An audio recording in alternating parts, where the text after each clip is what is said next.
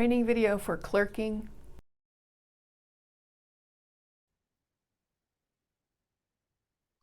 Before the round starts, you as the clerk will come into the courtroom and represent the prosecution team when you're talking to the judge or the scoring attorneys. This only happens right up front. So as you walk into the courtroom, you'll have the roster sheet with you with all the names of the team. And your team will get set up on its side. You'll be looking around for the judge to make an appearance and for the scoring attorneys, because you will approach them with that roster and hand it to them. First, you'll say, as you meet them, good evening, or whatever time of day it is. My name is, state your name, and I will be serving you as your courtroom clerk today. Here is the team roster for our team. And you don't say what high school you're from, you only use the team number or code that you've been provided. You never identify your high school. So as the round is getting ready to be set up, you'll set up your place where you're going to be as clerk and get ready for the round to begin. Once the bailiff has called the round to begin, the teams will do their introductions with the prosecution going first. Usually you'll be with the prosecution team. And at the end of the prosecution introductions, you'll be the last individual to introduce yourself.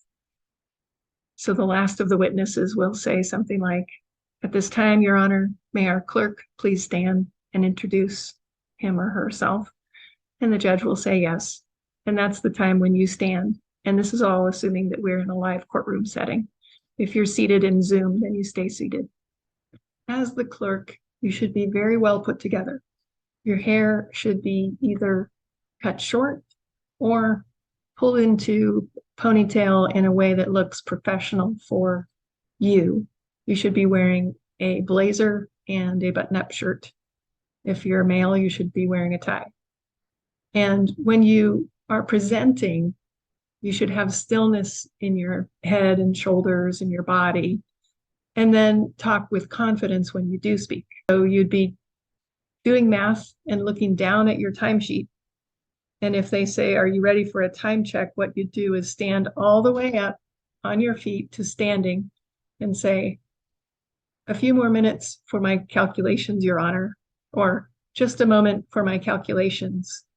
And then if the judge says something like "Go ahead" or whatever, you respond, "Thank you, Your Honor," and you sit down and finish your calculations. Then you stand up fully to present your calculations. So as you see I'm doing here, my head is still throughout talking to you. I'm not playing with my hair because I've secured it. I am put together in a way that I'm doing my job without checking my look or worrying about what I look like or showing that I'm worrying about it. The first part, you're talking to the judge. The clerk's introduction. Good evening, Your Honor. My name is Lisa Delzompo, and today I will serve as your courtroom clerk. At this time, may I please present the teams with the time signals? And the judge will tell you yes. And then you turn to the teams and the audience. 2 minutes, 1 minute, 30 seconds, time. Thank you, Your Honor. You'd thank the judge. And then you return to your spot. Usually you're sitting back down where you've been seated at the clerk's table. Your demeanor should remain professional and kind. The clerk is someone who theoretically should be working with this judge days on end, lots of experience, and is very professional and businesslike. After you've done your introductions, the pretrial will be called, pretrial argument. On pretrial, each of the two attorneys will have 4 minutes to argue their prepared remarks. During their 4 minutes, the judge can stop them at any time and ask a question. So when you hear the judge start speaking, you hit pause on your time for that individual's 4 minutes, and you let the judge ask their question, and the pretrial attorney will then argue what they're going to argue or answer the question. Once you've determined that the judge is letting them proceed with their argument, you start time again. So they have 4 minutes, and after 2 minutes, you would stand up all the way to standing and give an verbal and visual hand signal of the time. So at 2 minutes, you'd stand up, say 2 minutes, sit down, keep the timer going. At 1 minute, 1 minute. At 30 seconds, you stand up 30 seconds. And then when the time has run, you're standing up right as it has finished running, and with a hand signal, stop or time. At that point, they should stop their performance. But you let the judge and the attorneys argue about whether they would continue on if there's some discussion of that. That's not your job. Both pretrial attorneys have the 4 minutes, and then they have 2 minutes of rebuttal. That means they're addressing what the other person just argued. The same rules apply for those 2 minutes. The 2 minutes starts. If the judge asks a question, you pause, and then you run the time during their 2-minute rebuttal. Then, since it's only 2 minutes, you would only give a 1 minute, 30 seconds, and stop time signal on the rebuttal. During the opening statements, which come next, the people will go first. You time their opening statement. You subtract that from their, I believe it's 9-minute total time that they can take on opening statements and closing arguments. So after the opening statement, you will want to give a time check. You'll do the math on how much each team used for their opening statement, and then in a moment of quiet, you would stand and say, "Your Honor, may I present the teams with a time check?" The judge will tell you yes, and you'll say, "The prosecution has used 2 minutes and 57 seconds on their opening statement and has however much time is remaining. And the defense has used 3 minutes and 32 seconds on their opening statement and has whatever time is remaining for closing argument." And I'll put that up on text here to give you the times of exactly what that comes out of. So after each witness has been excused, you would go ahead and volunteer a time check to the teams, and always give time checks to both teams. Even if one team asks for a time check just for their team only, you would go ahead and give a time check for both teams.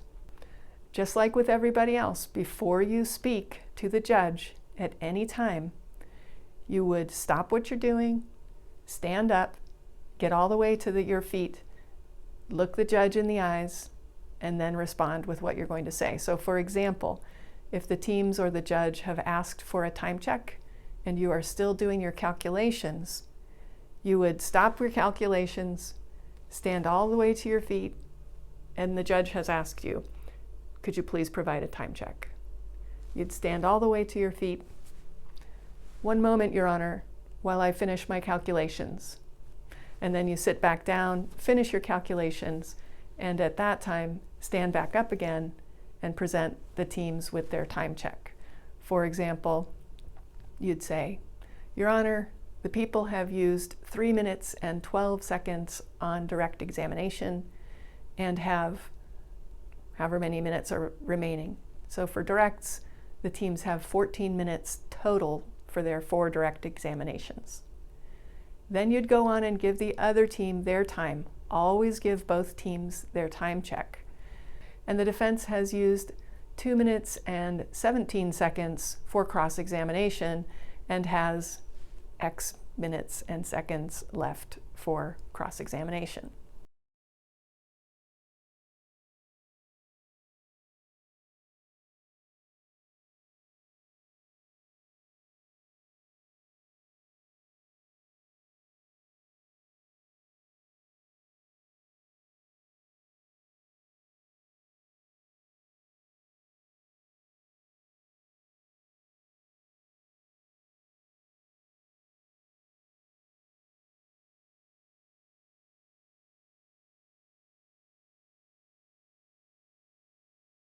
Occasionally, there will be questions about whether you kept time correctly.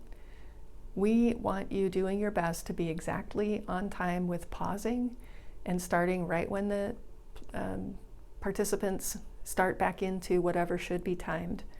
So when you are asked about your timekeeping, you would check your numbers, and as long as they look to you like what you experienced, you would stand up all the way with a professional demeanor and explain to the court, Your Honor, the time appears accurate.